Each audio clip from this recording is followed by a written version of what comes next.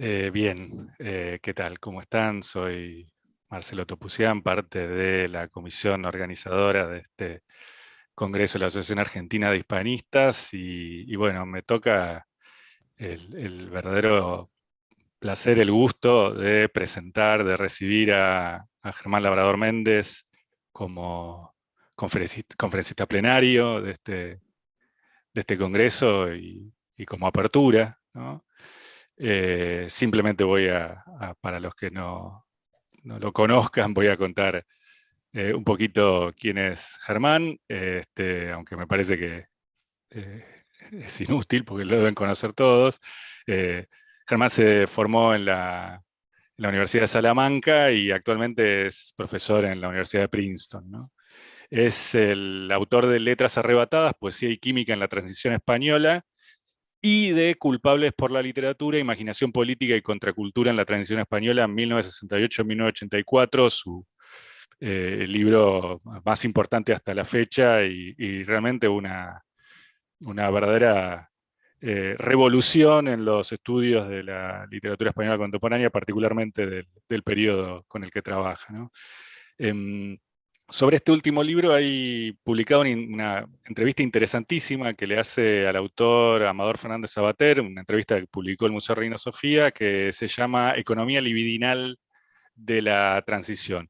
Germán fue también curador de la exposición en el Museo Nacional de Arte Reina Sofía, Poéticas de la Democracia, Imágenes y Contraimágenes de la Transición.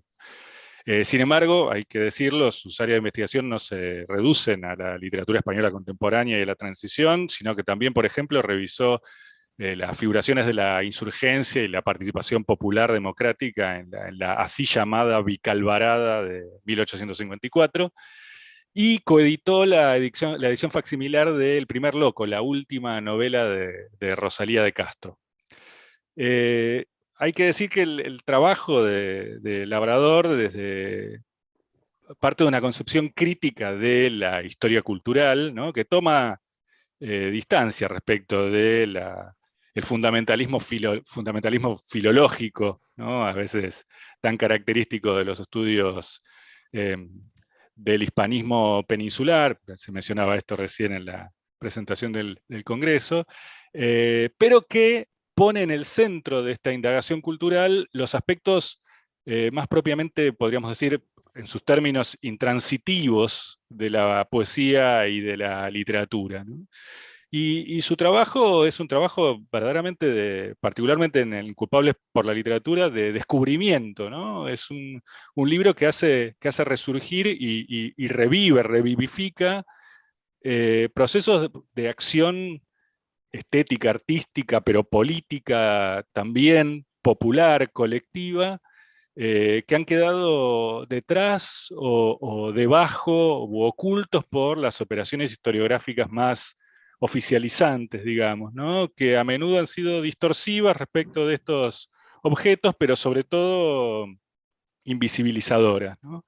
Eh, Le comentaba recién, ¿no? Para mí la lectura de Culpables por la Literatura fue un verdadero descubrimiento respecto de una cantidad de autores, de artistas que yo no solo desconocía o que conocía a través de versiones bastante distorsionadas, que, bueno, en el libro reviven en su capacidad de interrogación, de crítica, de reacción política en un contexto muy movilizador del que hasta ahora la historia de la literatura española había dado una imagen realmente muy lavada, ¿no? Es en este sentido, y termino acá, un gran placer, un gusto que inaugure este Congreso de la Asociación Argentina de Hispanistas y bueno, los dejo con Germán. Muchas gracias. ¿Pueden oírme? Sí, vale. Y pueden ver el PowerPoint. Perfecto, ¿no? Bueno, en primer lugar, buenas tardes, buenos días para ustedes. Es un placer estar aquí, sea lo que sea que aquí quiere decir en tiempos pandémicos, pero sigue siendo con virtualidad o sin ella un honor, ¿no?, dirigirme a las participantes en el Congreso de la Asociación Argentina de Hispanistas, y lo único que lamento es no poder hacerlo en directo, pero ojalá haya ocasiones futuras, ¿no?, de encuentro. Quiero agradecer especialmente a los profesores Topucián, Funes y Vila esta invitación, y a Marcelo también le agradezco estas amables y generosas palabras. El origen remoto de lo que voy a presentar aquí bebe de un azar, una invitación hace 2 años a ofrecer un panorama de las nuevas direcciones en los estudios ibéricos ante una audiencia de hispanistas en Texas en la fecha significativa de un 12 de octubre. Decidí aprovechar aquella inquietante coincidencia para articular lo que empezó siendo una reflexión personal sobre las formas de trabajar de los estudios culturales de los mundos ibéricos, a partir precisamente de los fantasmas estéticos y políticos que esa fecha, 12 de octubre, convocaba.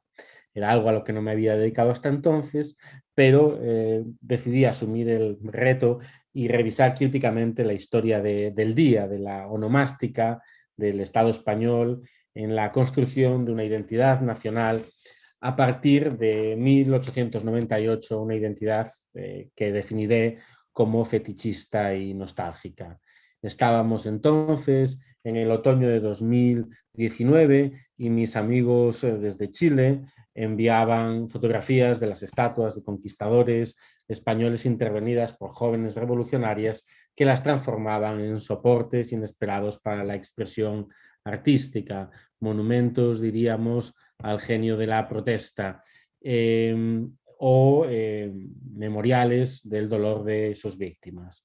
Y a pesar de que los referentes de aquellos monumentos eran, por lo antiguo de sus referentes, casi míticos, la construcción de las estatuas llamaba la atención más bien por lo reciente, pues estas habían sido en muchos casos levantadas por los estados liberales latinoamericanos a lo largo del pasado siglo o incluso en las últimas décadas, y se habían convertido desde entonces en el kilómetro cero de una historia inevitablemente criolla, eurocéntrica y masculina.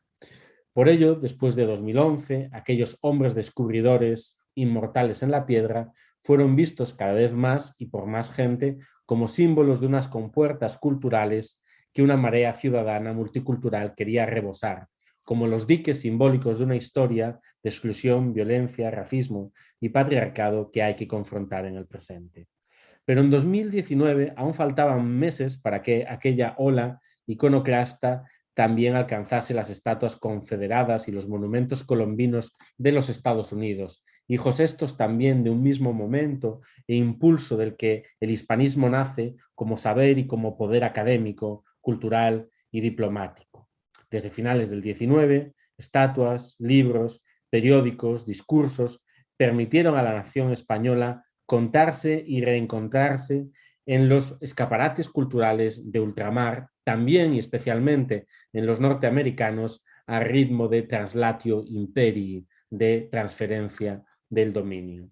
En los términos críticamente leídos, entre otras muchas investigadoras, por Arcadio Díaz Quiñones, el hispanismo fue en gran medida un proyecto de alianzas transatlánticas entre gobiernos, élites criollas, intelectuales, agentes culturales y empresariales varios, y se dio por nombre en muchas ocasiones hispanidad, término que pretende reconvertir el dominio político de la vieja potencia en una suerte de guía espiritual, haciendo de los vínculos económicos una suerte de patrimonios culturales.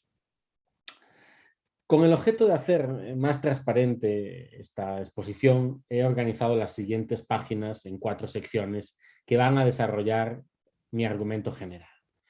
El argumento lo podré sintetizar de la siguiente manera. En primer lugar, el culto colombino fue diseñado a finales del siglo XIX a través de una serie de dispositivos monumentales, arquitectónicos, performativos y discursivos que aquí llamaré prótesis colombinas, y es un término que iré desarrollando también. Estas prótesis determinan la articulación del hispanismo como campo de saberes. Desde finales del XIX, las recurrencias de estos mecanismos culturales, de este culto, se han puesto al servicio de la legitimación nacional e internacional de la identidad del Estado español moderno, y de la de sus aliados, permanentemente amenazada por el carácter violento de las políticas que este Estado funda, contemporáneamente, pero también como herencia histórica. Sin embargo, frente a las pretensiones de legitimidad que se ponen en juego cada vez que la performance del descubrimiento se pone en marcha, al estudiar el culto a la hispanidad como una tradición memorial extremadamente recurrente y extremadamente fiel a sí misma, se nos permite desvelar los intereses non santos a los que esta tradición sirve, haciendo entrar en crisis su propia enunciación y abriéndose a la posibilidad de otras intervenciones civiles a partir de otros relatos de la historia y de otras memorias del pasado, unas que desborden los dispositivos nacional, imperial, coloniales. No es casual que en los momentos de crisis del Estado moderno español se haya hecho posible otro imaginario de la historia transatlántica, sea en el caso de la República, sea en el caso de los exilios republicanos o del 15M o de la contracultura en los años 70, como también argumentaré. Entonces, pretendo mostrar la recurrencia histórica del hispanismo y de estas prótesis a través de 4 momentos distintos, sucedidos todos en España, aunque obviamente hay muchos escenarios que van a quedar en ángulo ciego y quizás en la conversación podemos volver sobre los mismos. En primer lugar, analizaré críticamente el desfile del 12 de octubre de 2019, al que pertenece la imagen que veis, desvelando las capas históricas que lo organizan simbólicamente. En segundo lugar, discutiré los festejos de 1992, del llamado quinto centenario, como el momento en el que se articula la versión contemporánea, posmoderna o neoliberal del culto a la hispanidad, que en los últimos años ha vuelto a entrar en quiebra. En tercer lugar, analizaré la conformación histórica de la Plaza de Colón en Madrid a lo largo de un siglo y medio, desde el siglo XIX hasta el presente, como el santuario principal del culto colombino. Y en último término, estudiaré la producción de una memoria del descubrimiento, del llamado descubrimiento de América en las Rías Baixas, en relación con la emigración gallega a comienzos del siglo XX. Por supuesto, no siempre que estoy utilizando estos términos los utilizo de manera metahistórica y, por supuesto, con una perspectiva crítica y distanciada. Primer epígrafe, el Día de la Hispanidad y sus fantasmas. Año 2019, 12 de octubre. Se retransmite el tradicional desfile militar del ejército español ante el monarca Felipe VI en conmemoración del Día de Gala de la Nación Española. El espectáculo entero resulta antiguo y problemático, desde el mismo nombre de la celebración, ya que en el curso de un siglo todo lo que se relaciona con este día se ha escrito y reescrito varias veces y siempre a golpe de convulsiones políticas. Así, el título de Fiesta Nacional lo consagró el anterior monarca, Juan Carlos I, muy poco después del golpe de Estado de 1981, buscando reciclar el hasta entonces conocido como Día de la Hispanidad franquista. A su vez, en 1958, el general Franco había instaurado el término Día de la Hispanidad para blanquear el primeramente llamado Día de la Raza, justo después de que la dictadura fuera reconocida en la ONU. Por entonces, el Instituto de Cultura Hispánica, nacido como Consejo de la Hispanidad, ya había asumido un giro culturalista respecto de la primera política cultural transatlántica de claro signo católico y fascista. Sin embargo, ambas denominaciones del 12 de octubre, Día de la Raza o de la Hispanidad, en la práctica convivieron al menos desde que en 1918 Alfonso XIII instaurase la efeméride. Frente a los intentos de la Segunda República de definir la celebración en clave humanista como supuesto lugar de encuentro y diálogo transcontinental, en los años 30 las derechas radicalizaron sus significados ultraconservadores con Ramiro de Maeztu a la cabeza. Pero no hay que impedir que la fiesta nos impida ver pasar las tropas en aquella mañana del 12 de octubre, aunque el mismo acto del desfile tiene también la historia laberíntica, es decir, no solo la onomástica, sino también el hecho de celebrar con un desfile militar esta onomástica. Es algo que se da por hecho, pero no lo es, no es algo natural. Como todo lo tradicional, en la parada militar que se contemplaba se cruzan tramas próximas y lejanas. Así, en 1997, el gobierno de José María Aznar, obsesionado por promocionar los símbolos nacionales que la transición democrática había puesto en sordina, decidió fusionar la tradición festiva de la hispanidad con un desfile castrense, el del llamado Día de las Fuerzas Armadas, militarizando en la práctica la efeméride colombina. Pero aquel ejercicio armado no era un alarde cualquiera, sino lo que quedaba del antiguo desfile de la Victoria, que durante 4 décadas sirvió para conmemorar año tras año el paseo triunfal de los ejércitos franquistas por el Madrid republicano en 1939. En 1976 la festividad se remozó sin abolirla hasta que Aznar supo sacar partido de su extrañeza. De esta forma, el rey Felipe VI, firme ante los modernos batallones del ejército español, era, sabiéndolo sin saberlo, el heredero de muchos otros desfiles en espacios análogos, espectador en las sombras de viejas guerras y terribles victorias. Ellas, como después veremos, articulan también la larga y la breve historia urbanística y monumental de la Plaza de Colón de Madrid, una suerte de palacio de los espejos para los fantasmas antiguos, ¿no? De esta forma, o sea, lo que había sido el desfile conmemorativo franquista, lo que quedó de él, acabó fusionándose con el Día de la Hispanidad en una suerte de festividad postmoderna, que es la que aquí estamos analizando. El espectáculo de este ejército, con sus ritos privados, se halla entre lo ridículo y lo terrible. Por las avenidas de Madrid desfilan las tropas coloniales de la Legión con el cabo Pacolí, esta cabra que vemos en la imagen. También vemos toda una suerte de batallones, contingentes de los países donde el ejército español presta misiones, como Líbano, Malí, Mauritania o Senegal, en lo que parece un evidente eco de las antiguas tropas indígenas del ejército de África. Ello por no mencionar que una parte esencial de las tropas profesionales actuales son ciudadanos latinoamericanos naturalizados españoles, en parte gracias a su servicio militar. En la celebración del desfile, como cada octubre, hubo toda una suerte de críticas al carácter colonial de las memorias imperiales que allí se juegan. Los defensores siempre hablan de la importancia de una tradición cuya propia práctica repetida deslinda las formas actuales de sus antiguos contenidos. Porque, en efecto, la tradición elabora la distancia entre la realidad y la memoria.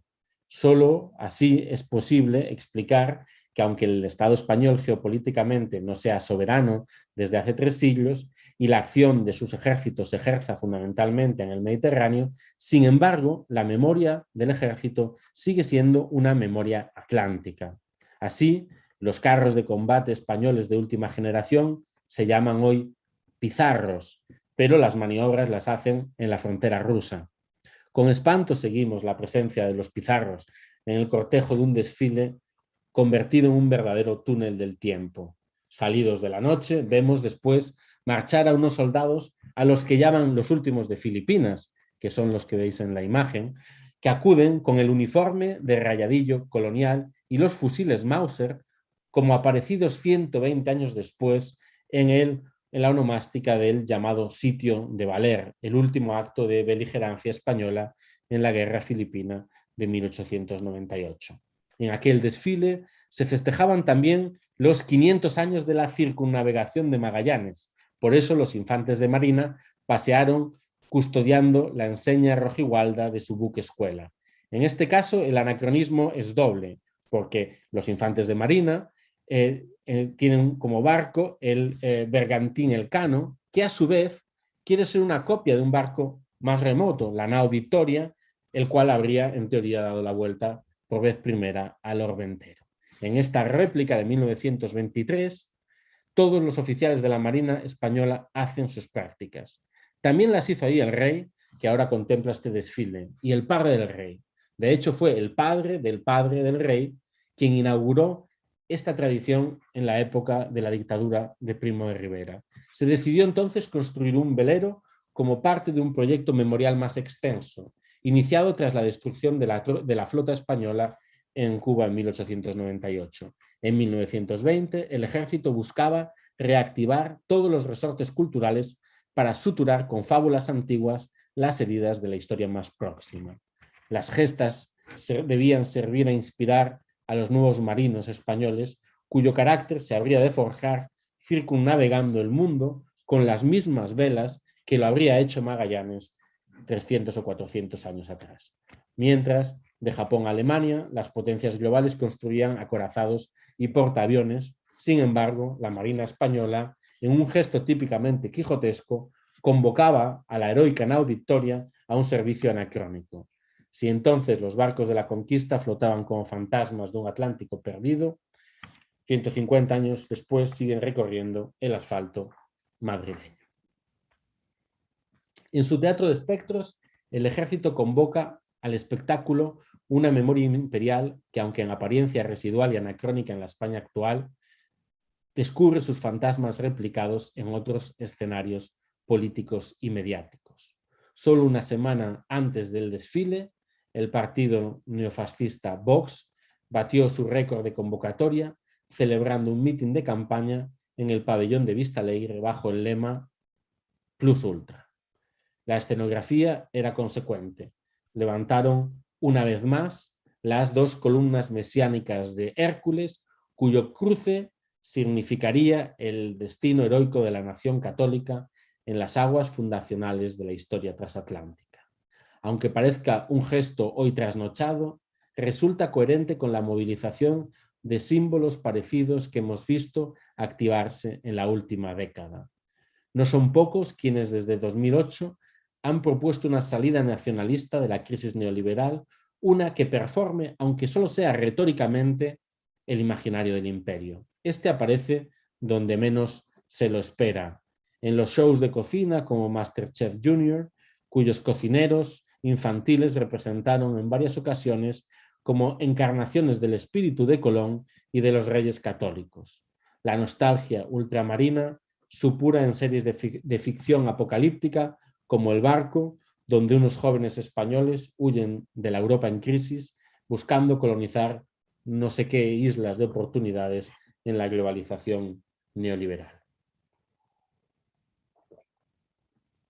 Por todo ello, quizás no es posible escapar a la espectralidad del gesto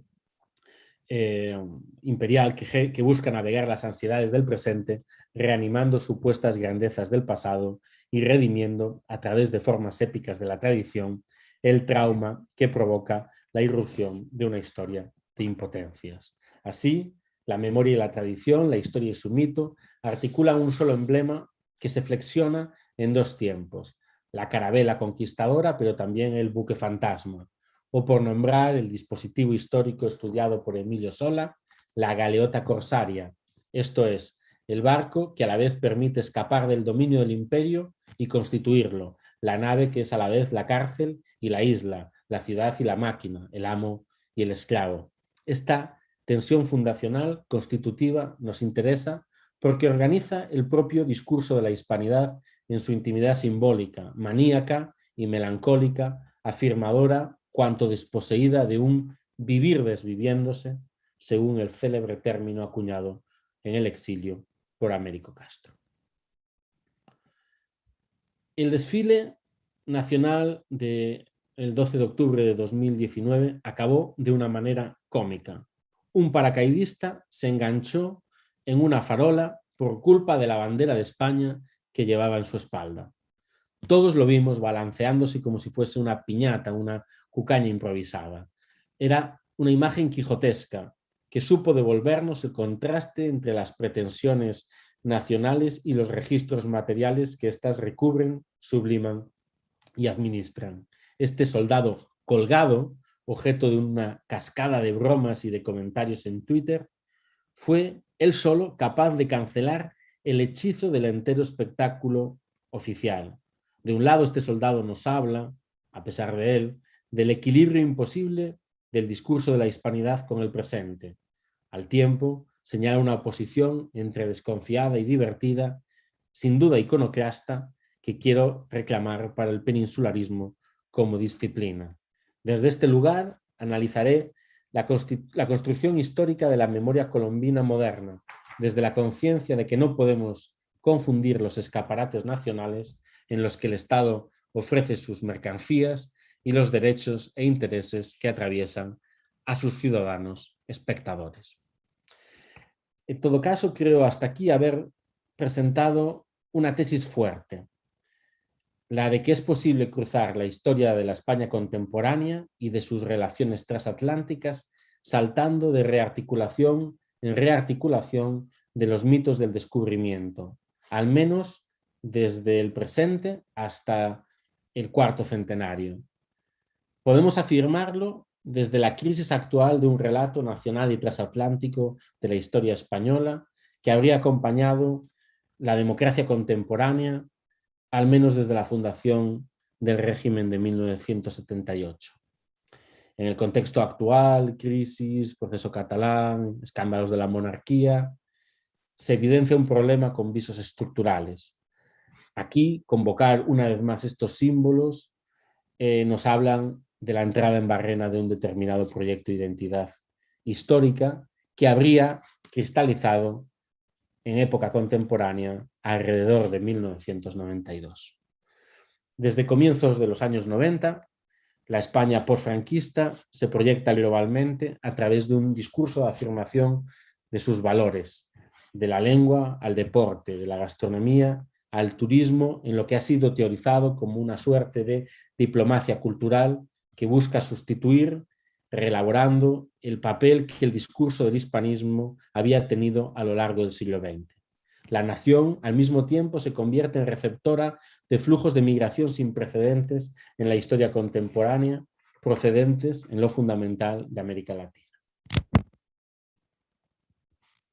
Este modelo de acción cultural, también llamado en fecha más reciente Marca España, fue financiado por multinacionales españolas, de Telefónica al Banco Santander, de Iberdrola al BBVA, que en este periodo ejecutaron políticas muy agresivas en el continente americano gracias a la financiarización de la economía española. A pesar de que esta forma de nacionalismo cultural cuenta con varias décadas de promoción como identidad del Estado postfranquista, cabe convenir que su emergencia se sitúa en el entorno de 1992, cuando se hace coincidir las celebraciones del llamado quinto centenario del descubrimiento con una exposición universal en Sevilla. Se quiso representar allí el cumplimiento de un mandato de europeización y normalización posautoritarias, una suerte de borrón y cuenta nueva de una historia de frustraciones y violencia política finalmente conclusa. Por ello, aquel momento se vivió como una apoteosis. Sin embargo, los espectadores contemporáneos ignoraban que aquellos fastos tenían también sus antecedentes, que aquel número ya había sido representado en varias ocasiones. La exposición de Sevilla citaba, sin citar, la Exposición Universal de 1929 y a su vez el 15º centenario repetía de una manera a veces escandalosa los mismos ritos celebrados en 1892. De esta forma, de modo consciente o inconsciente, la nueva democracia elaboraba su identidad planteando una relación simulada con el pasado triunfal de un imperio de espectros. De esta forma, y esto yo creo que es una de las ideas fuerza del trabajo, el Estado español volvía a demostrar que tenía muy buena memoria, pero muy poca imaginación. Este espectáculo, como todos los espectáculos semejantes, contó también con sus disidentes, con sus iconoclastas, ¿no? Con quienes trataron de hacer estallar la pantalla del 92 sevillano, usando los disfraces colombinos como disfraces y la historia leyéndola como ficción.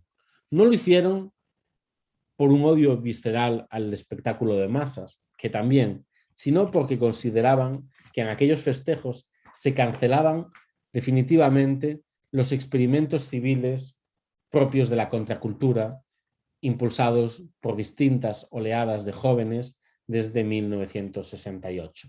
Si para el Estado en 1992 se celebraba la normalización democrática a través de este retorno simbólico del prestigio imperial en una ciudad, Sevilla, que vino a ser como la capital de la socialdemocracia, para los jóvenes contraculturales, en 1992 se cerraba definitivamente un espacio de relativa libertad y de experimentación cultural que había sido suyo durante décadas y que de pronto se vaciaba de habitantes y se llenaba de turistas, ¿no? La remodelación urbana del centro de Sevilla fue el escenario donde este conflicto se materializó de una manera muy literal. Por un lado, también conviene recordar que la contracultura, por su propia naturaleza, es refractaria a los proyectos nacionales, se enuncia con ironía frente a los mismos y busca alianzas estratégicas entre distintos tipos de sujetos y colectivos marginados. De esta forma, los jóvenes contraculturales, tras la muerte de Franco, se imaginaban viviendo en diálogos musicales y químicos entre el rock y el son y el flamenco, alrededor de las bases americanas en Andalucía, en las diásporas mediterráneas, entre el Magreb e Ibiza, entre Canarias y Cuba. En 1992, en una Sevilla pasto de la heroína y de la crisis de reconversión industrial, se dieron cita en esta plataforma, Desenmascaremos el 92, todo tipo de pacifistas, desde los últimos derrotados de las guerrillas antifranquistas y la izquierda radical, con los primeros militantes altermundialistas y diversos colectivos latinoamericanos.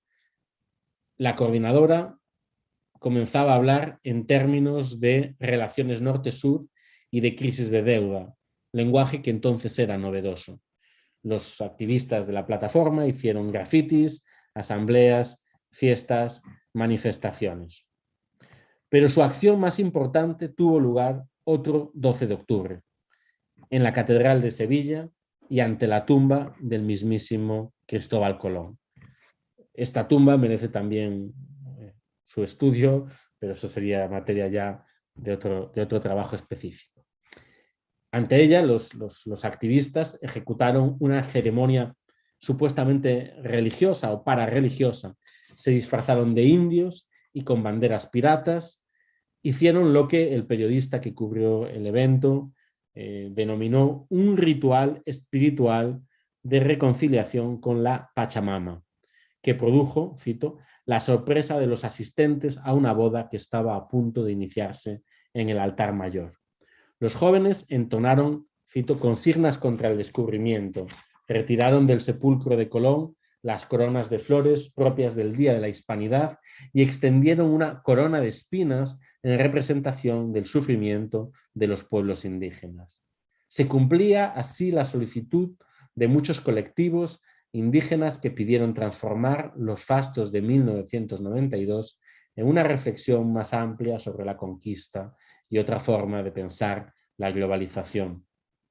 Alguien dudará de la eficacia de acciones performativas como esta, pero muchas veces la importancia de las herejías tienen que ver con el modo en el que éstas se reprimen. La policía entró en la catedral y cargó contra los indios punkis de la basílica y mientras se tocaba el órgano para acallar los gritos. En la calle los agentes dispararon y hubo manifestantes con heridas de bala real. La represión siguió los días posteriores con falsas acusaciones de terrorismo. El 92, como festival, fue un gran éxito. En 1992 se reconstruyeron las réplicas de las carabelas y se las hizo navegar por los lugares asociados con las gestas del descubrimiento. Pero en 1892 alguien ya había tenido exactamente esa misma idea, pero en aquella ocasión las réplicas llegaron a sitios en los que los originales no habían estado. Primero en Nueva York, luego en Chicago y luego en los Grandes Lagos. Por eso, a pesar de que se afirma que los fastos de 1992 abrieron un nuevo ciclo en la construcción discursiva del Estado español, cuando los analizamos históricamente, lo que llama la atención es la capacidad de reproducir precisamente una memoria antigua, de recurrir una serie de valores y de emblemas fundadores de un más largo ciclo ritual ligado a la construcción del Estado moderno. Porque aunque desconocemos hasta qué punto el Imperio Español en su tiempo construyó una memoria de su propia identidad imperial, lo que es seguro es que aquella no se corresponde monumentalmente con las formas que el Estado liberal usó para convocarla a partir de 1874 y con especial intensidad en los años de pérdida de sus últimas colonias. Es decir, por más que, por supuesto, el Imperio Español se dotó de dispositivos simbólicos para narrarse, no son necesariamente aquellos que el Estado liberal, en la fase de la construcción del nacionalismo español en el último tercio del siglo XIX, utilizó para generar esa imagen o esa memoria de un imperio que ya nació como imperio perdido. Este ciclo intenso, como digo, se refrena en los momentos de democratización del Estado, aunque quizás solo parcialmente. El franquismo tomará las riendas de aquella monumentalidad decimonónica y la reelabora, la acelera, tanto desde el inicio como en las celebraciones de los 25 años de paz, el gran momento de apoteosis del régimen y construcción de un relato de modernización. Pero lo que sorprende tal vez es que al llegar los años 70, la transición sigue siendo continuista respecto de aquellos mismos proyectos memoriales que reaparecen una vez más en Sevilla en el 92, por más que en cada una de estas ocasiones finjan surgir como construcciones inéditas, como nuevas ideas propias del presente. Al igual que las estatuas, el dispositivo Exposición Universal representa uno de los más importantes rituales nacionales o magias del Estado, por utilizar el término de Taussig, de los que aquí hablamos, y nos permiten retroceder desde la exposición de Sevilla a la construcción en 1888 del Colón catalán, siendo este el emblema de la primera exposición universal de Barcelona y vinculado a la memoria del capital esclavista y los nuevos desarrollos burgueses de la capital catalana. Quizás aquel, 1888, fue el verdadero pistoletazo de salida del culto colombino, decididamente asociado a las ansiedades coloniales del final del siglo. Ángel Oureiro analiza en un trabajo cómo la reflexión característica sobre la nación a partir del 98 es inexplicable sin el ominoso fantasma imperial. Pero ya desde 1892 este trabajo se realiza en concurrencia con unos Estados Unidos en ascenso que colaboran entusiastas en los fastos del cuarto centenario y hacen de la World's Columbian Exposition de Chicago el escaparate de su creciente pujanza global. Esta confluencia entre imperios y memoria culmina en la instalación en la ciudad de Chicago de un monumento al almirante que fue retirado en el curso de las protestas del verano pasado. La hispanidad es, como vemos, una galería de fantasmas persistentes. A la hora de comprender su densidad memorial, debemos remitirnos a la capacidad de reproducirse en la larga duración, y de ello nada nos puede ofrecer mejor conciencia que la invención de un espacio tan extraño como la Plaza de Colón de Madrid, en el que las distintas performances de la historia nacional colombina van adquiriendo sucesivas capas geológicas. En su origen, en 1881, la plaza se organiza alrededor de un monumento comisariado para celebrar el enlace real y la restauración de la monarquía tras la Primera República, así como el final de la Guerra de 10 años en Cuba. Pero se acabarán inaugurando, aunque las obras empiezan en el 80, se prevén para el 81, se acaban inaugurando en 1892 a través de una copia de la estatua que se encuentra en Columbus Circus en Nueva York. Durante la dictadura de Primo de Rivera, sobre esta misma plaza, el arquitecto Palacios, uno de los grandes intérpretes del Estado Nacional Católico, trató de construir un palacio de las artes dedicado a la memoria de la conquista. Era, a su vez, la adaptación de un proyecto rechazado en la Feria de Chicago, pero tampoco fue construido entonces.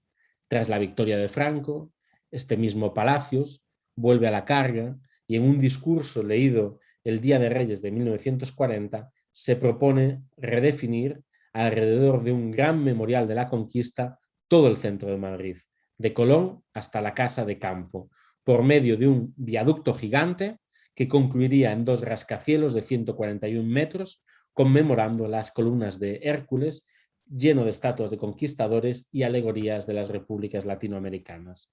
Aquello habría convertido al Valle de los Caídos, el mausoleo de Franco, en una anécdota, pero por suerte la España de Franco no se podía permitir estos lujos. Hubo que esperar a 1967 a que el arquitecto Antonio Lamela reinterpretase el proyecto construyendo 2 rascacielos que hoy se conocen como las Torres Colón, de 110 metros cada una, acabadas en 1976, justo a tiempo para encarnar el nuevo espíritu de la monarquía democrática.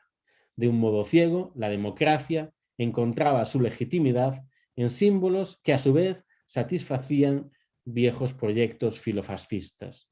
Fue así como la arquitectura afirmaba algo que el periodismo negaba a cualquier precio, que a través del desarrollo y de la técnica, la monarquía cumplía los anhelos más profundos del régimen de Franco, las promesas que se hiciera aquel en sus primeros días.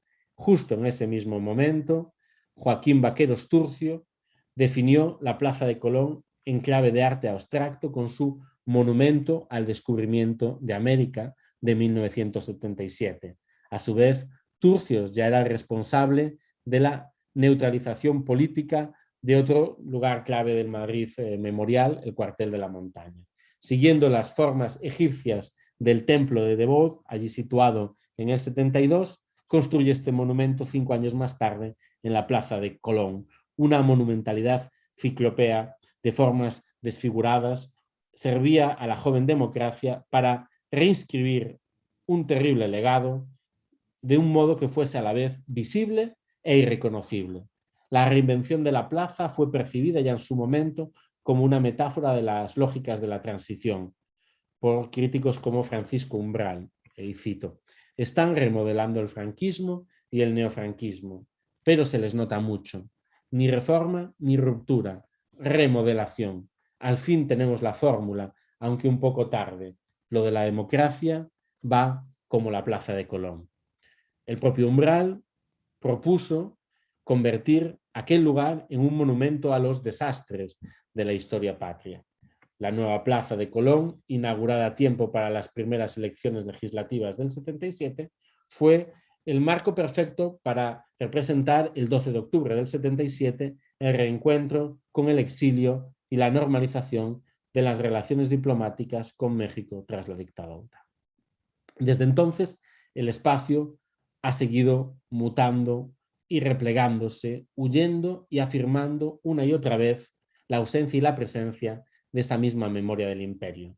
Los rascacielos crecen, las estatuas cambian de lugar, aparecen banderas gigantes, cruces flotantes, pero el espacio sigue siendo presa de sí mismo. Allí van a caminar las distintas derechas capitalinas para reencontrarse con sus más queridos mitos nacionales, en las manifestaciones contra el terrorismo de ETA, contra las leyes de derechos civiles de aborto y de matrimonio del mismo sexo. No habría de sorprender que en febrero del 2019 los 3 grandes partidos conservadores manifestasen una alianza bajo las capitulaciones de la Santa Fe, como si se estuviese repartiendo el continente del electorado. Y es que en Madrid nunca ha habido mar y no ha habido Cristóbal Colón ninguno, por más que sus símbolos hoy sigan prevaleciendo. Pero ni la construcción de estos grandes santuarios colombinos ni la celebración de festividades periódicas agota las potencias del dispositivo memorial de la hispanidad, cuyos efectos más importantes son porosos y tienen que ver con la socialización ciudadana de estas narrativas nostálgicas y agónicas. Un síntoma de ello lo encontramos en la proliferación competitiva de altares y estatuas, placas y memoriales, libros y leyendas asociados a las aventuras del llamado descubrimiento por más de siglo y medio. La reinvención nacional de la tradición colombina tuvo por principal efecto la diseminación micropolítica del culto al almirante, expresando una alianza entre capital catalán, administración madrileña y la ascendencia gallega de importantes cuadros políticos y técnicos del gobierno. En las costas y ciudades de Galicia, una monumentalidad intensa ha tenido lugar. Son todas estas esculturas primas, cercanas de otros monumentos que el franquismo construye, cruces gigantes, estatuas religiosas. En el caso concreto de las rillas gallegas, la densidad de estas recurrencias resulta más que notable. En varios casos, de la mano de un arquitecto como el propio Antonio Palacios. En este contexto, en la ría de Bayona, se construyó a principios del siglo XX la Virgen de la Roca, una imponente estatua diseñada para conmemorar la llegada de la carabela Pinta a este emplazamiento. En Bayona se supone que es el primer puerto europeo donde llegan las naves del descubrimiento después del primer viaje colombino. La intención de los promotores de esta estatua era competir en clave católica con la Estatua de la Libertad, usando una imagen femenina en la entrada de las costas nacionales. Por ello, es posible introducirse en las entrañas de esta Virgen de piedra, cuyos atributos, barco, corona, cruz, replican los emblemas de Liberty. En la construcción de la misma se dan cita a numerosos poderes y comienzan a describir el templo votivo del mar. Todo ello acaba culminando en la construcción de la estación marítima, en la monumentalidad del descubrimiento, y gravitan sobre un espacio que en aquellos mismos años se había transformado radicalmente por la aparición de un nuevo tipo de barco, el transatlántico, un barco pesado diseñado para travesías transoceánicas. Sin los transatlánticos no se puede comprender la escala del fenómeno de la emigración a América, de dimensiones inmensas, en una escena dominada por Inglaterra y Alemania, compitiendo por el tránsito de pasajeros en las ciudades de Vigo y Vilagarcía. No sorprende descubrir que el promotor del monumento a la Virgen de la Roca de Bayona fue el empresario Laureano Salgado Rodríguez, cuya fortuna se edificó precisamente en tratos abusivos como representante portuario de las agencias de transporte de migrantes. A esa distancia, la distancia entre la realidad material de los transatlánticos y la emigración masiva campesina y los símbolos que al tiempo la evocan, el descubrimiento, el imperio de ultramar, la hermandad de la hispanidad, a esa distancia la llamaré disonancia cognitiva, un fenómeno fundamental en el mecanismo de la cultura que se corresponde con la incapacidad de los recursos interpretativos disponibles de dar cuenta de los procesos sociohistóricos que se están experimentando bajo los mismos. Es una noción, la de disonancia cognitiva, muy cercana a la de fantasía de Zizek, que nos permite argumentar que los memoriales de la colonización que aquí analizamos operaban en realidad como tecnologías de colonización contemporáneas, máquinas de subjetivación política. Gracias a ellas se ocultaba el vaciamiento de las aldeas con destino a la emigración en el interior de navíos gigantes, usando el relato fantástico de buques prodigiosos y valientes marineros. En nombre de Colón y de sus mundos descubiertos, se invisibilizaban los sacrificios y costes humanos que tuvo que afrontar aquel ejército prescindible de trabajadores y trabajadoras migrantes movilizado al servicio de las necesidades de mano del capital global. El culto colombino territorializaba, militarizando y nacionalizando un espacio, el gallego en este caso, al servicio de una narrativa de la España heroica, mientras que el Estado se conformaba con enviar más allá del mar mano de obra precaria, usando la memoria del imperialismo y haciendo negocio con ello. Las guerras coloniales hacen aún más dramática la tensión entre el mito de la conquista y la realidad histórica donde éste se invoca. Cuando estalla la Guerra de Cuba de 1895, son los cuerpos de esos mismos campesinos los encargados de librarla. Los historiadores Moreno Fraginals y Moreno Masó han sido muy elocuentes a propósito de las dimensiones inmensas del movimiento de tropas transatlántico sin precedentes anteriores. De ahí surgen grandes fortunas aristocráticas, que son también las constructoras de muchos de estos monumentos. En este contexto, resulta llamativo que el desastre no interrumpa la proliferación de monumentos colombinos. Más bien sucede al contrario. Tras los fastos del 92 se celebra el centenario de Cervantes, del 5, luego del 12, del 16, mientras siguen las conmemoraciones de todo tipo de gestas. Así, llama también la atención la abundancia de estos dispositivos frente a los memoriales dedicados a las decenas de miles de víctimas de las guerras del 98. A pesar de lo que se promete, el Estado borbónico no construye monumentos ni a las víctimas ni a los soldados, ni otorga reconocimiento simbólico a las tropas. Todo este régimen de gestión necropolítica convierte a los supuestos ciudadanos españoles en cuerpos tan excedentarios de la nación como a los propios súbditos coloniales. Los horrores de las guerras coloniales, los esfuerzos para lograr los pasajes, las deudas que la travesía comporta, la emigración, la explotación, el trabajo sexual, la precariedad y las enfermedades forman parte apenas del paisaje crítico de algunas historias del periodo, pero no fueron asumidas ni entonces ni ahora por la memoria del Estado en la piedra del descubrimiento. Nada de estos monumentos convoca las vidas vividas en la emigración y en las diásporas, en las esperas de las emigraciones, en las comunidades de partida. Todo este capital de vivencia olvidada no se monumentaliza ni se historiza o recuerda colectivamente, al menos por parte del Estado. Serán otras las tecnologías encargadas de hacerlo: álbumes de fotos, memorias orales, páginas de literatura, formas culturales populares. De esta forma, entre el Estado Nacional y la ciudadanía transatlántica hay una disonancia cognitiva, un imposible jalón entre una historia nacional mítica y una memoria popular poética. A esa distancia podemos también llamarla subalternidad. Allí donde la separación se hizo más grande, hizo falta invertir más en la producción de estos dispositivos. Cabe mencionar, por último, un elemento de esta memoria imperial anacrónica, a mi entender decisivo, y que suele pasar desapercibido. Al mismo tiempo que las rías gallegas se vacían de migrantes y de soldados muertos, el historiador pontevedrés Celso García de la Riega impulsará una teoría sobre el origen gallego y español de Colón, que sale en el 97 y va a ganar múltiples adeptos, cuenta con adeptos hasta la fecha. No argumento sobre la verosimilitud de los elementos, digamos, discursivos aducidos, que parten de hechos conocidos, como que la nave capitana, la Santa María, fuese construida en Pontevedra y llamada la Gallega. Porque lo que estaba en juego entre los defensores de un Colón genovés, o gallego, o portugués, o judío, o catalán, era la legitimidad de distintas fuerzas en el nuevo mapa del Atlántico.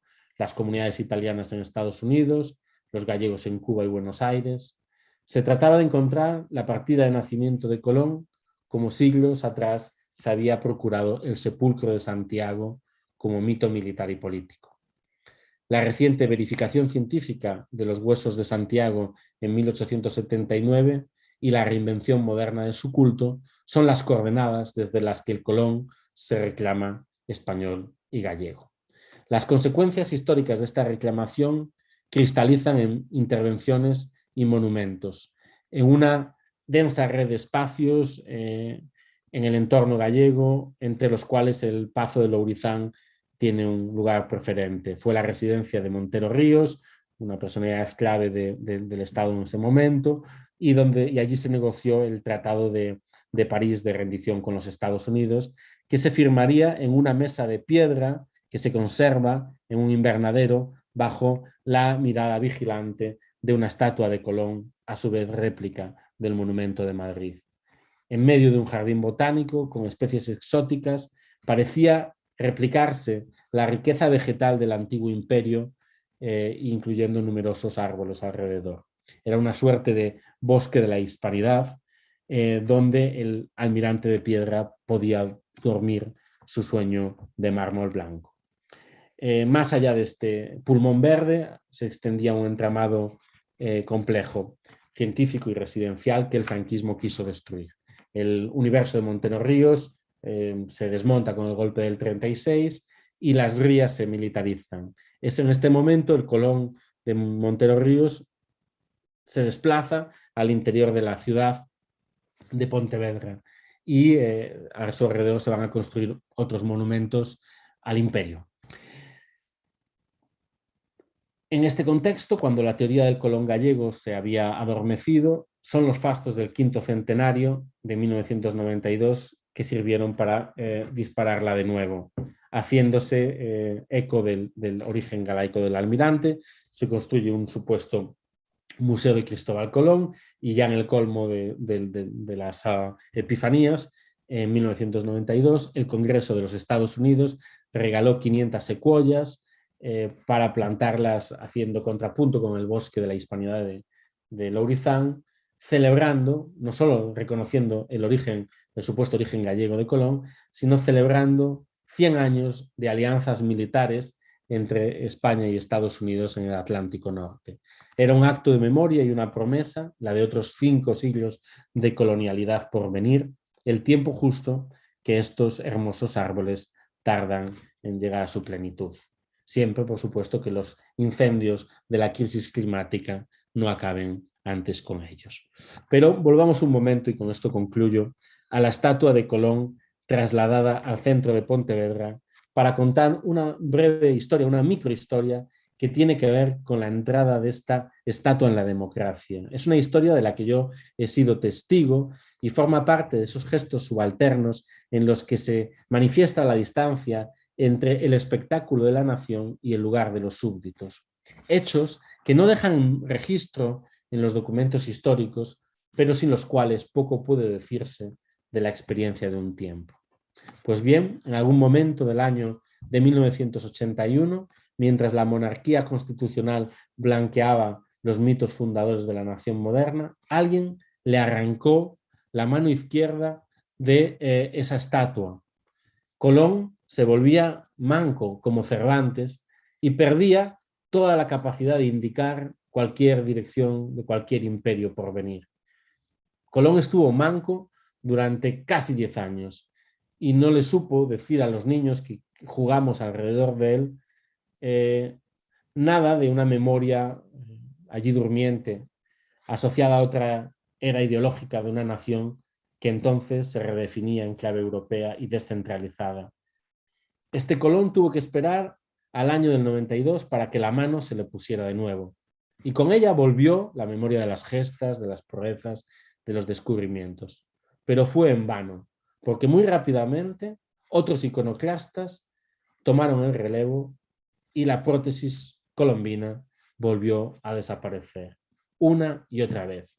Las autoridades la ponían, la mano desaparecía misteriosamente. Finalmente, ante la incapacidad de resistir a esta costumbre local, las autoridades pontevedresas resolvieron una decisión salomónica. Harían una mano de quita y pon. Con ella acudirían a las fiestas de la Hispanidad cada 12 de octubre para honrar a un almirante ambidiestro. Concluida la ofrenda floral, el guantalete volvía al estuche y la estatua manca podía seguir durmiendo un año más. El Colón mutilado nos habla de un índice memorial incapaz de cumplir con su función primera, señalar un mundo nuevo y replicar ese gesto hacia el futuro. Todas las estatuas que apuntan nos hablan del lugar de la ganancia, de la ruta del tesoro. Si el dedo del Colón barcelonés, al señalar la llegada del almirante, señalaba también Rambla abajo el origen del capital industrial, la conexión transatlántica, el trabajo esclavo inmigrante, el cultivo del trabajo y la memoria de las colonias. De un idéntico modo, 120 años después, la estatua de Manuel Fraga brindaba encambados contra el mar, señalando la ruta del narcotráfico con la que se enriquecieron las redes locales del poder político, elevando una nueva clase empresarial que encontró en el vino albariño una señal de identidad y una tapadera. Del mismo modo, el Colón pontevedrés apuntaba también al lugar de un mítico origen natal y con él a un imperio de ensueños y pasadas glorias que el universo franquista quería seguir reproduciendo.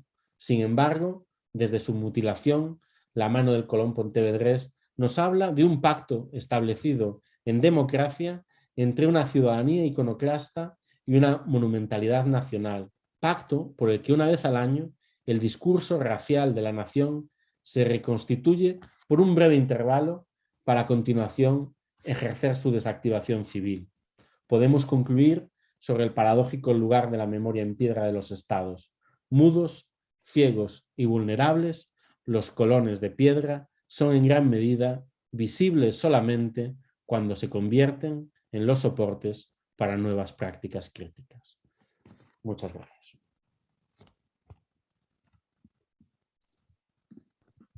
Bueno, excelente. No tengo nada más que agregar, salvo arrogarme el derecho como presentador de hacer la primera pregunta, por supuesto, ¿no? Este es uno de de las ventajas, ¿no? De presentar. Em, la, la cuestión que se me ocurre inmediatamente, y un poco contrastando también las experiencias memoriales y la relación con el Estado en España y en Argentina, es si para vos es imaginable em, una memoria crítica que se pueda sostener desde el Estado, ¿no? Sobre todo ante el escenario, bueno, que en algunos sentidos más reciente puede ser bastante ominoso en España, pero también, bueno, el acceso de Unidas Podemos al gobierno en los últimos años. Si te parece que eso podría dar lugar a la constitución de una memoria crítica sostenida desde cierta estatalidad al menos, ¿no? De la que, bueno, en Argentina tenemos cierta experiencia, ¿no? A diferenciar de esa continuidad, ¿no? De la política de la memoria sostenida desde el Estado español, que vos ves que atraviesa, bueno, toda una serie de cambios históricos muy importantes y sin embargo permanece idéntica, ¿no? Se entiende, supongo. Sí, sí, perfectamente, Marcelo. Muchas gracias. Es la pregunta del millón y es la que esperaba de ti como teórico también del Estado, ¿no? Efectivamente, es una pregunta con difícil respuesta. Yo diría que sí o que no. O sea, por un lado, efectivamente, lo que se ha puesto en marcha es interesante que en el acceso de Unidas Podemos al gobierno ha sido el Partido Socialista el que ha querido mantener, digamos, las políticas de memoria bajo su dirección y directamente ligadas a presidencia del gobierno. Es decir, las han asumido como un instrumento estratégico en la guerra ideológica, en la guerra cultural, ¿no? Entonces, por un lado, claro, lo que sería la política de memoria se redefine en clave de guerra cultural y ya no necesariamente como una inversión de largo plazo en la construcción de ciudadanía. Es otro tipo de operaciones, sacar a Franco del Valle de los Caídos, ¿no? Son, digamos, maneras de realizar agendas memoriales que desde la sociedad civil se habían construido muy lentamente a lo largo de varias décadas, con gran problematización, y al mismo tiempo, pues ahora se han visto derivadas en formas, digamos, de acción política espectacular por parte del gobierno, con un primer desgarro, ¿no? Entre lo que sería el movimiento memorial, que es muy complejo y tiene múltiples patas, y las políticas monumentales del gobierno. En este sentido, el paradigma que se está construyendo, y es un tema que me toca cerca porque yo estoy colaborando con la política con una zona concreta, con una exposición, un proyecto expositivo con esta política memorial.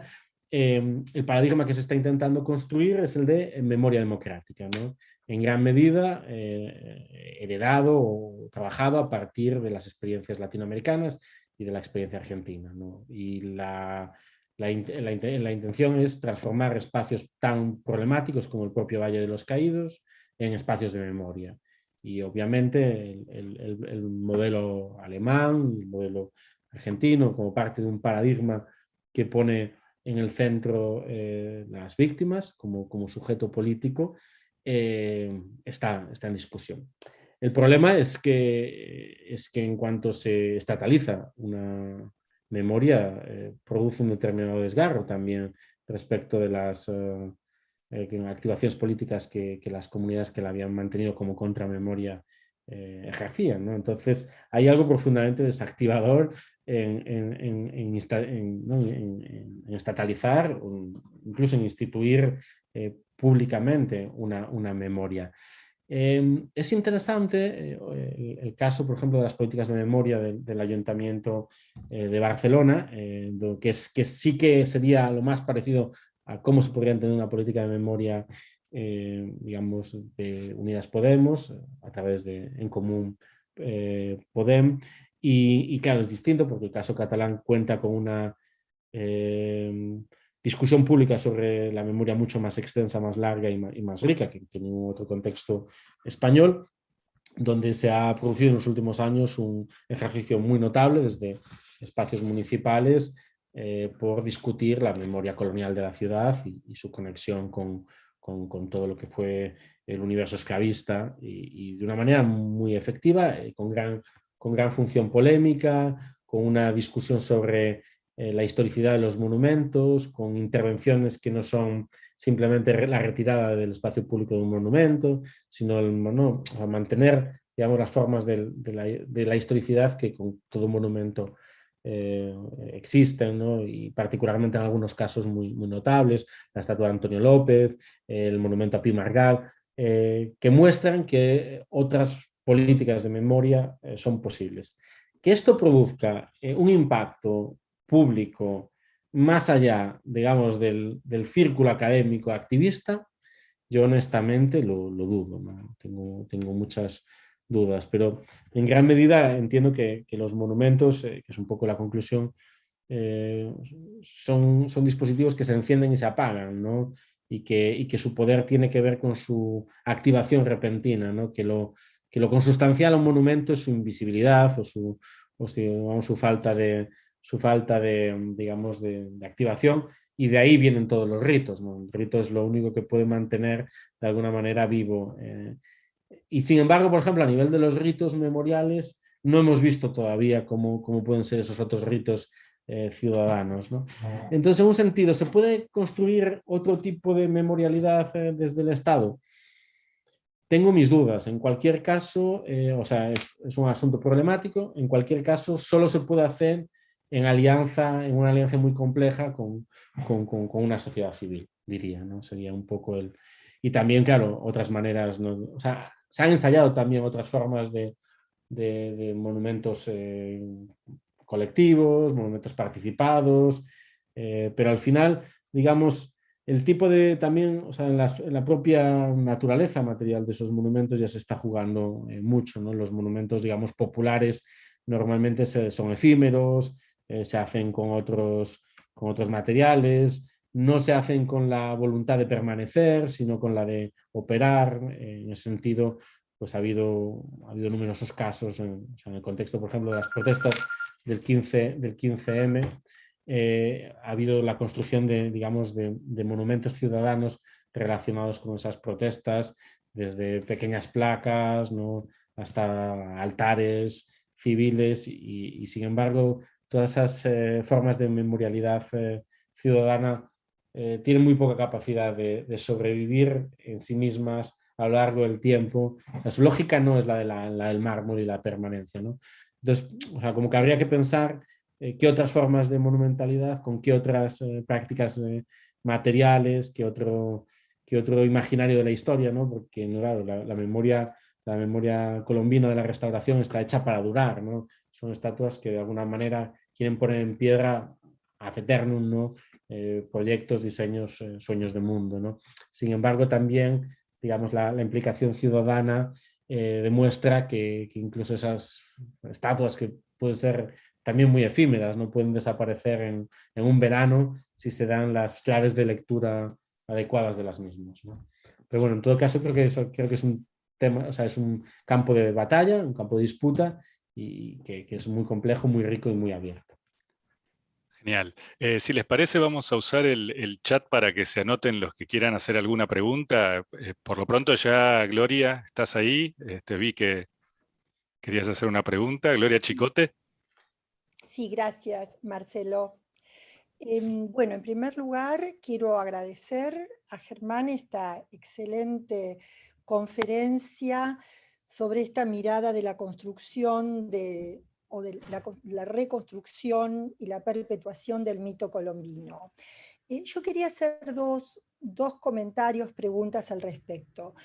A mí siempre me interesó mucho esta construcción del monumentalismo colombino, sobre todo en los países, en las ex colonias españolas, cuando es muy interesante ver cuando se produce la independencia de los estados nacionales en América, se empieza a reconstruir un vínculo simbólico con España, y en esa reconstrucción del vínculo simbólico tiene un lugar muy importante la construcción de estatuas de Colón, que estuvieron a cargo de los estados independientes americanos, con apoyo, en el caso de Argentina, bueno, ya es muy famoso el emplazamiento de la estatua de Colón detrás de la Plaza de Mayo, en el lugar central, el lugar más central del país, y esa construcción está relacionada con bueno, por supuesto, con dineros aportados por las empresas españolas, o sea, por toda una finalidad capitalista de inversión, pero también está muy destinada a reconstruir el imaginario de los millones y millones de migrantes que llegaban a la Argentina, y también de los criollos como herederos de esos migrantes. O sea, bueno, me interesa mucho ver esto que vos analizaste para España y que analizaste también en Estados Unidos, cómo opera en los jóvenes estados hispanoamericanos.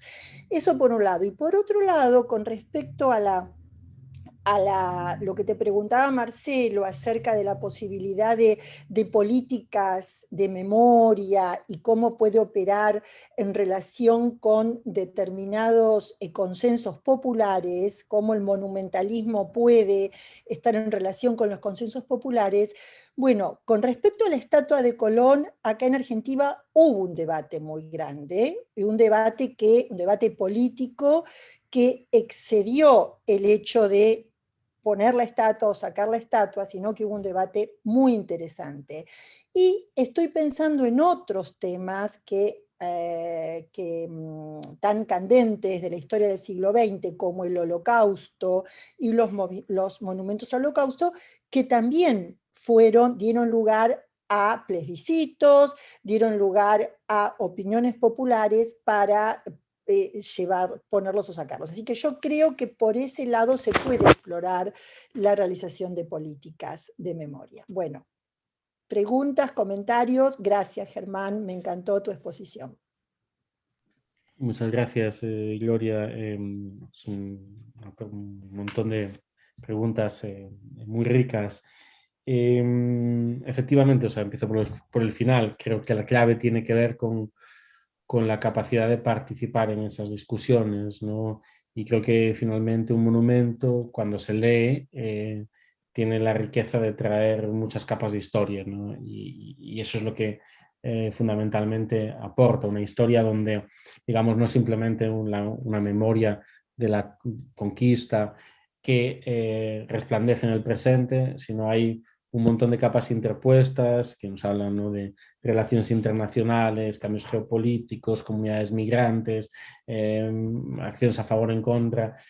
No son espacios unívocos tampoco, ¿no? Y de la misma manera, claro, la solución, por ejemplo, que se debatió en el contexto de los años 2000, que es cuando, digamos, se comienza a hablar de políticas de memoria en este sentido contemporáneo en España sobre los monumentos franquistas, fue la retirada de los monumentos. Un monumento retirado es menos significativo que un monumento intervenido, ¿no? hoy la sensibilidad va más por allá. Pero en cualquier caso necesitas tener comunidades de memoria detrás para que cualquier proceso de este estilo pueda adquirir algún significado social, ¿no? Las estatuas pintadas de Franco de rosa eran mucho más significativas, hablaban mucho más de una energía política que el vacío de la estatua, ¿no? Y en ese sentido, bueno, son cuestiones que en muchos casos cuando uno las estudia pertenecen al mismo proceso de monumentalización. Es decir, en el caso de algunas estatuas asociadas a la restauración, la discusión ya existe desde el momento en el que se edifican, ¿no? Lo que pasa es que muchas veces esas voces subalternas dejan poca huella en los archivos y hay que encontrar la manera de traerlas de vuelta, ¿no? Porque, digamos, el mármol dura, las personas no, las memorias son mucho orales, son mucho más frágiles. Leí en el blog, ¿no? Que claro, que hay todo otro tipo de formas de memoria que pasan por la canción, que pasan por el poema, que pasan, digamos, por otras activaciones que tienen una fuerza que el mármol no tiene en su debilidad, ¿no? Creo que es un poco la lógica de lo efímero frente a la monumentalidad efímera, de la activación efímera ciudadana frente a la construcción de temporalidad del Estado, donde se juegan estas tensiones y disparidades. En ese sentido, claro, hay ejemplos, digamos, irónicos o incluso amargos, ¿no? Como puede ser la discusión sobre cierta monumentalidad vinculada a Colón, pero también vinculada a Cervantes en Estados Unidos hoy en día, ¿no? Lo que habían sido, digamos, dispositivos de reconocimiento y de reclamación de una ciudadanía por parte de la emigración italiana y secundariamente hispana en Estados Unidos, son hoy procesados, ¿no? Como monumentos a una historia de la esclavitud y la del dominio. O sea, que hay algo también paradójico y en ocasiones amargo en las formas, ¿no? de activar y desactivar estos dispositivos contemporáneos. Digamos que la lectura de la historia también puede ser la mala lectura de la historia, ¿no? Eso también es importante tenerlo en cuenta. No conozco, puede ser que exista, no conozco un trabajo que haya analizado de manera sistemática la producción de monumentalidad de la hispanidad en América Latina. De ser así, me encantaría leerlo. Hay muchos trabajos parciales vinculados a lugares de memoria concretos.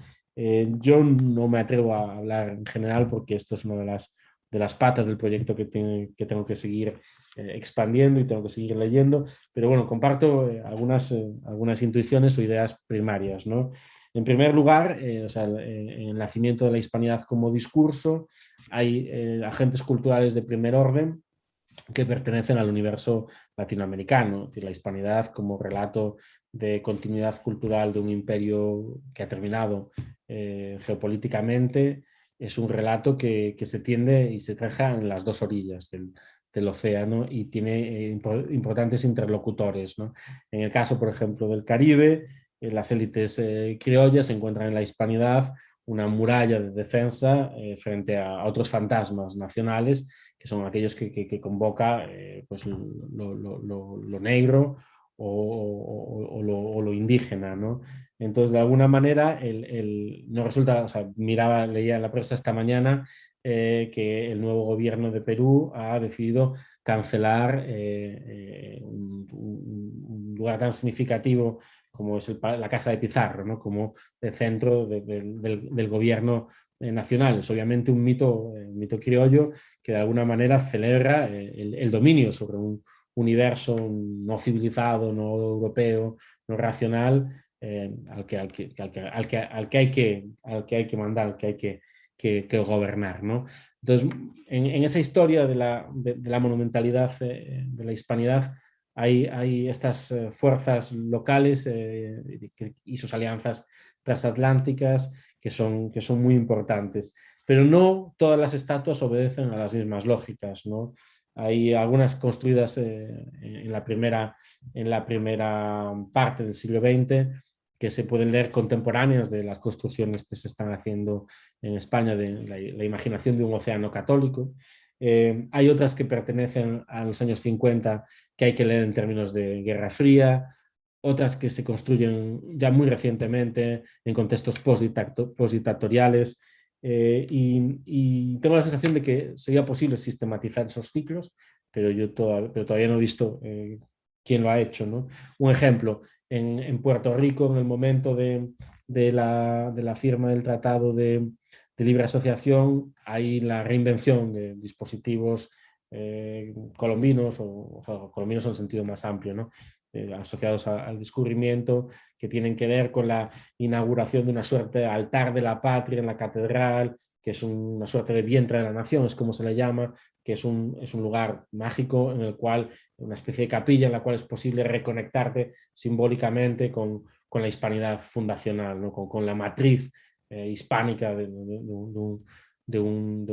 una isla que cuya estructura política y administrativa se está redefiniendo justo en ese momento. Por ejemplo, en el caso de República Dominicana, que construye en el contexto del quinto centenario un grandísimo faro de la hispanidad, ¿no? Claro, ¿a qué lógicas no concretas, locales, nacionales, obedece eso? Habría que verlo caso por caso, pero quiero decir, creo que el dispositivo de lectura es fundamentalmente el mismo.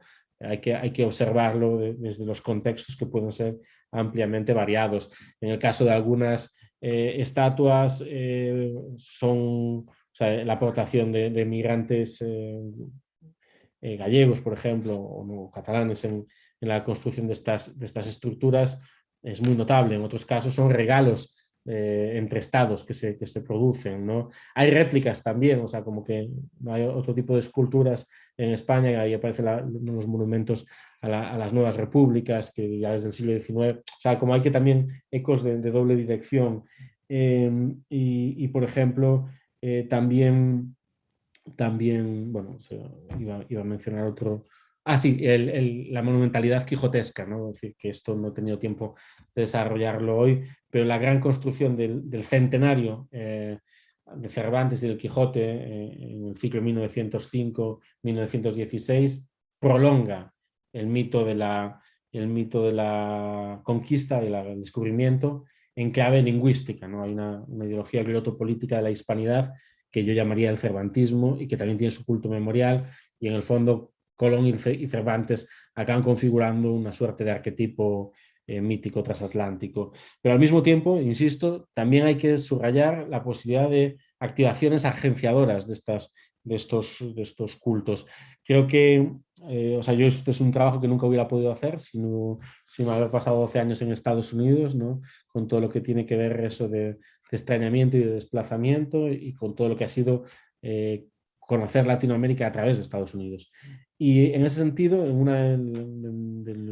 primer año, entré en una peluquería dominicana en Staten Island, y fue fascinante ver cómo había toda una serie de banderitas, ¿no? Banderitas como de cumpleaños, banderitas como ¿no? de fiesta, adornando la peluquería dominicana, el único negocio latino en aquel barrio, y entre ellas estaba la española, en un lugar preferente, la española y la estadounidense, ¿no? Era un micro relato de la hispanidad en aquella peluquería, pero era la herramienta que aquel señor tenía para negociar la dignidad y el lugar de su negocio, ¿no?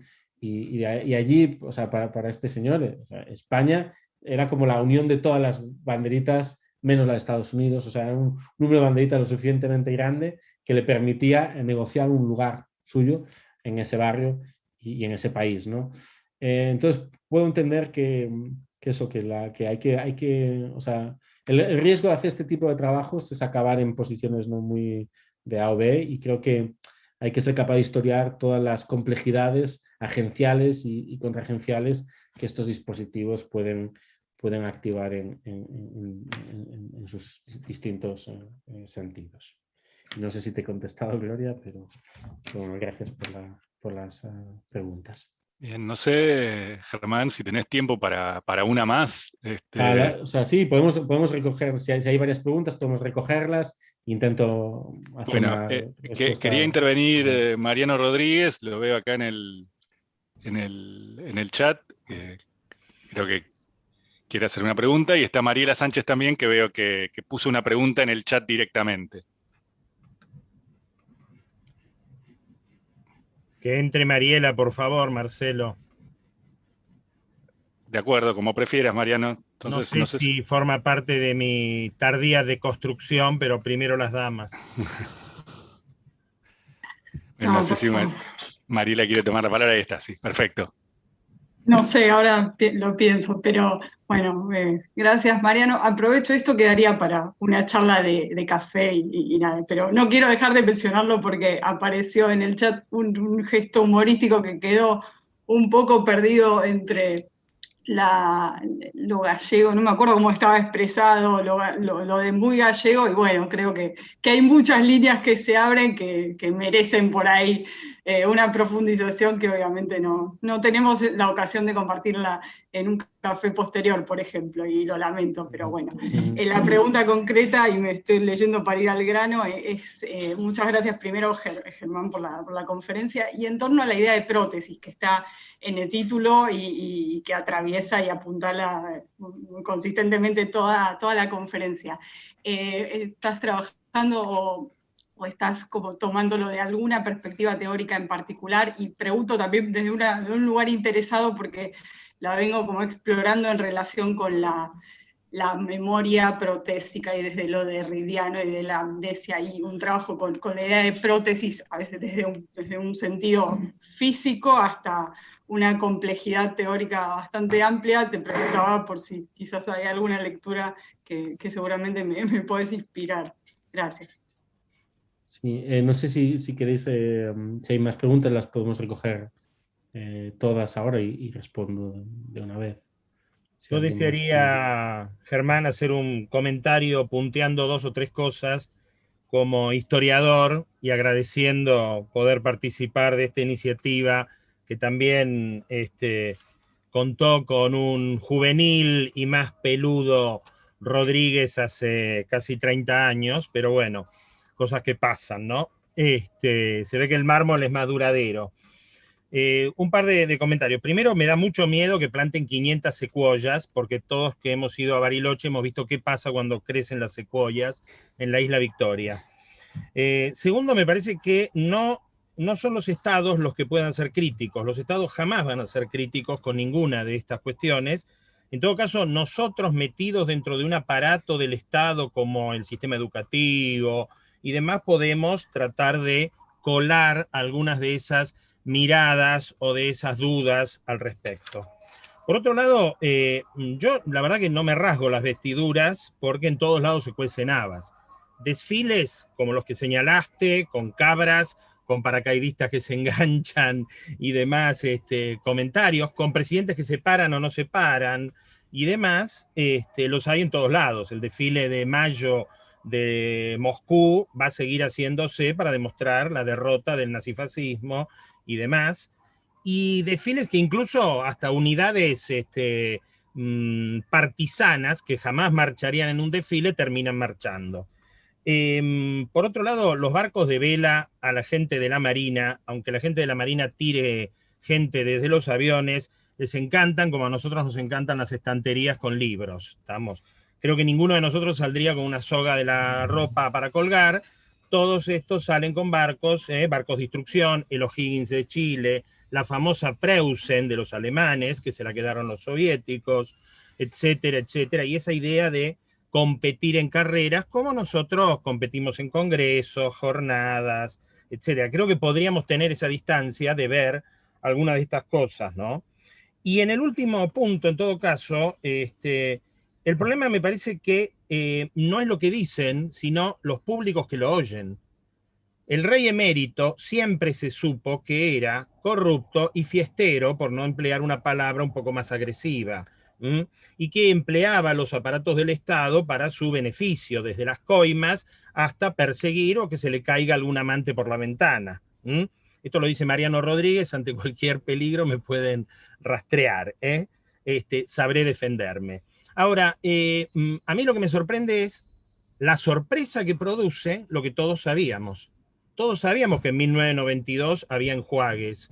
Todos sabíamos que en 1992 se estaba haciendo la estación de Atocha, que tanto nos sorprendió con el tren y con las tortugas y las palmeras, como la que vos mencionás, en Galicia poniendo la estatua de Colón en un invernadero, ¿no? Para mostrar, todos lo vimos, y algunos, más que otros, habrán tenido la capacidad crítica, pero la mayoría no quería oír esas cosas. La mayoría quería creer que era un maravilloso festejo, que España estaba a la cabeza, etcétera, etcétera, como otros países. En 1989 se hizo el bicentenario de la Revolución Francesa y se hicieron cosas que son hasta ridículas como conmemoración, etcétera. Me sorprende también la hilación que hay en estas cosas, ¿no? Así como señalo lo de el invernadero de 1890 y tantos, o las estanques con tortugas en la estación de Atocha, nosotros podemos ver lo de la Plaza de Colón con Vaquero Turcios, que si no me falla la memoria es asturiano, y hizo obras en represas y trató, en la misma clave del brutalismo. Nuestra Biblioteca Nacional está construida sobre el lugar donde estuvo la residencia presidencial, la homenajeamos y la inauguró Menem. De manera que tenemos ahí, y es de estilo brutalista, esta continuidad de cuestiones que a mí me lleva de nuevo a lo del principio. Yo no me rasgo las vestiduras considerando, mire, estas cosas pasan en otros lados, con otras claves, y gracias al trabajo de Germán se puede señalar. Ahora, sí me interesaría, lo que hablamos antes, el eco americano, o a veces la emisión americana que tiene eco en el viejo mundo. ¿Y de qué manera esto solo nos va a llevar a los bordes de la galaxia? El día que esto se conmemore en Tau Ceti o se discuta en Alpha Centauri, como nosotros discutimos a Hércules, y creo que Hércules no paseó por las Pampas, ¿no? Esas serían algunas de las cuestiones en relación con esto. Le veo esta hilación, y lo último era lo que dije ahí, puse en el chat, de la Malinche, ¿no? El problema no es quién lo dice, sino quién lo quiere oír. El problema no son los afeites o los maquillajes, sino quien se deslumbra frente a esos maquillajes y se deja seducir al respecto. Muchas gracias, y participo de todas las felicitaciones al conferencista y a la organización y la actividad. Saludo. Bueno, muchas gracias, Mariano y Mariela. Bueno, muchas cosas, simplemente sobre lo de Mariano, o sea, comparto evidentemente no la idea. Yo no estoy tampoco trabajando sobre la idea, no sobre el mito de una excepcionalidad española, o sea, creo que lo interesante de desvelar estos mecanismos es las herramientas de desvelamiento que nos permiten, digamos, emplearlos en otros contextos, y evidentemente hay algo consustancial a la forma Estado-Nación. Hay unos modos de operar que parten de estas gramáticas, ¿no? Efectivamente, claro que cada tribu o profesional tiene sus propios ritos, ¿no? Y sus propios fetiches y costumbres singulares. Y la nuestra es la de hacer congresos, y los marinos es competir en regatas. Pero cuando uno empieza a analizar, o sea, cuando estos ritos se espectacularizan y se proponen como modelo de una comunidad nacional históricamente construida, empiezan a adquirir otras resonancias que por suerte nuestros encuentros no tienen, ¿no? Entre las muchas que se asocian a los viajes de Salvador Elcano, está, supongo que también en algún homenaje a Magallanes, ¿no? Los intercambios comerciales con los lugares de arribada, y en ese sentido pues saltó a los titulares internacionales cuando algunos de sus marinos fueron detenidos, pues, llevando al hijo de cocaína en Estados Unidos. Entonces, parte de la historia de este buque es polémica desde su propia fundación. Lo que pasa, y creo que eso también es algo de lo que intentaba mostrar, es que hay una dimensión de estas gramáticas que son públicas y otras que son de consumo interno para zonas del Estado o familias determinadas del Estado o sectores del Estado. Y en el caso de Salvador Moreno es muy importante.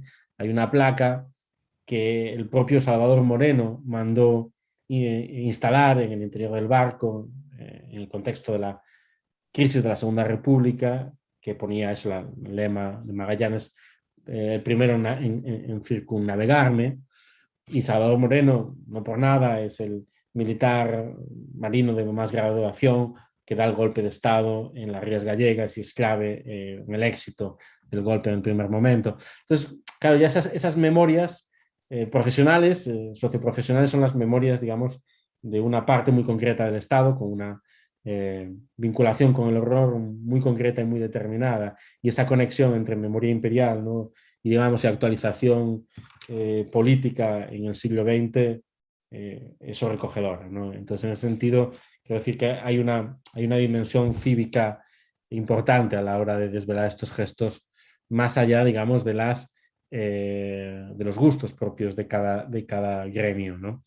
En este sentido, la otra cuestión creo que es clave, ¿no? La idea de que estos elementos sean públicos no significa que sean conocidos, ¿cómo decirlo? Y de hecho creo que la monumentalidad trabaja justo sobre esa distancia que he intentado pensar a través de la noción de fantasía en el proyecto, que es la idea de que, y eso es un ejemplo del propio Zizek a propósito de la monumentalidad estalinista, ¿no?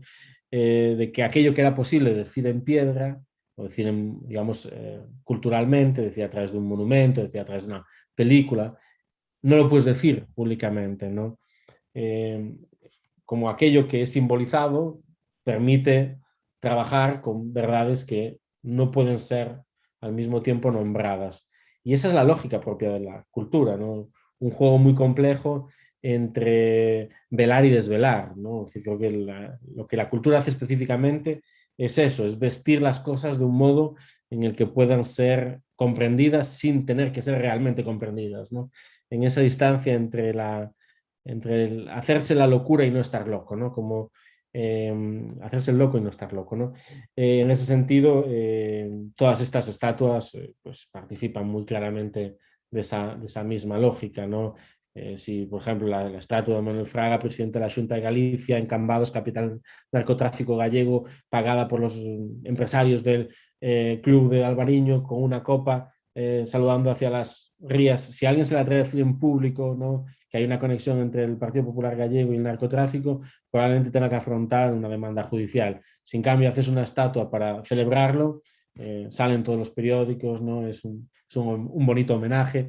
Y creo que eso es justamente un poco el trabajo, digamos, que nosotros estamos programados para hacer, ¿no? Ese desvelamiento de lo inocente.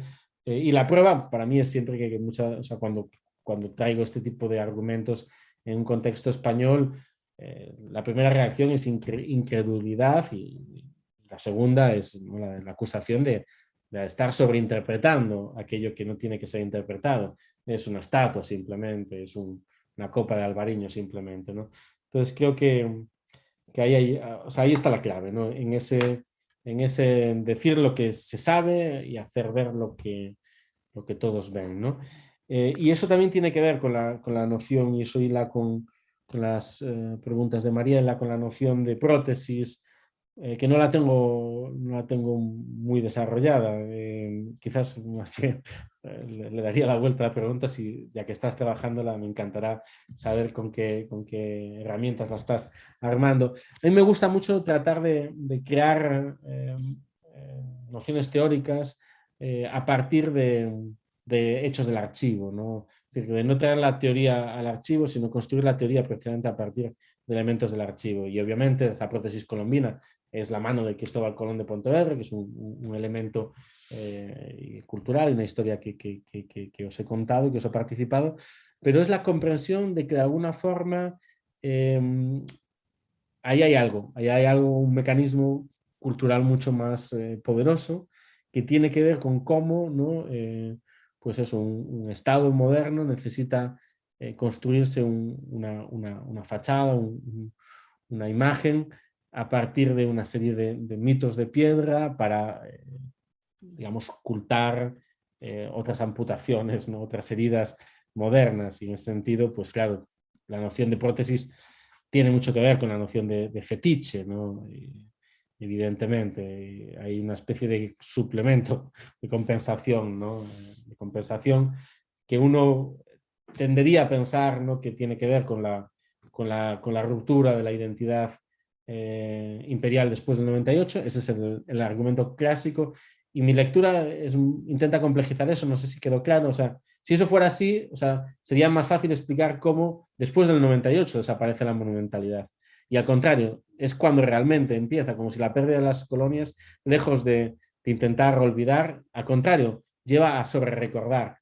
Y para mí es mucho más fácil explicar todo ese universo como un mito creado para alrededor de la inmigración, movilizador, justificador, legitimador, ¿no? Alrededor del verdadero evento social transformador de esas décadas que fue la migración masiva transatlántica, ¿no? Y ahí el tema de los gallegos. Sí, efectivamente, me gusta esa idea. Hay algo práctico y al mismo tiempo perverso en esa mano amputada en el maletín. Diré que de todos modos, o sea, mi contacto en Argentina, el mayor defensor del mito de la hispanidad que encontré en América Latina fue un taxista argentino que se había criado con gallegos, ¿no? Había desde los 18 o 16 años había trabajado como mesero a las órdenes de un terrible gallego emigrante, quien, según sus propias palabras, me hizo un hombre, ¿no? Y este taxista argentino me corrigió, me enseñó la historia de la hispanidad como ni Ramiro de Maeztu se hubiera atrevido a proferirla, y la verdad me dio una lección, ¿no? Él como argentino explicó a un neogallego, ¿no?, que lo habían aprendido mal, para a continuación explicarme que hoy en día todos los niños argentinos están aprendiendo fatal, ¿no? Toda esa historia se había prohibido ya decir la madre patria y todo esto. Entonces, claro, el nivel de complejidades, ¿no?, de capas que pueden atravesar esto es fascinante, pero hay una especie de núcleo, ¿no?, emocional que todavía los mitos de la hispanidad convocan, que me parece, bueno, muy interesante. O sea, todavía a día de hoy, ¿no? Hoy en España está todo el mundo ofendido, ¿no?, porque el presidente de Perú ha llamado Felipillo al rey. Y eso produce unas adhesiones increíbles, ¿no?, viscerales, ¿no? Y esa visceralidad que todavía los mitos de la hispanidad convocan, bueno, me parece que es algo que merece una atención detenida. Y nada, eso, muchas gracias por la oportunidad, por la escucha, y ha sido un verdadero placer estar con ustedes. Bueno, lo mismo digo, estamos enormemente excedidos ya en el tiempo, así que solo queda despedirnos y volver a agradecer. Muchas gracias a todos, a los que hicieron preguntas, a los que no, a los asistentes y por supuesto a Germán. Muchísimas gracias. Nos vemos.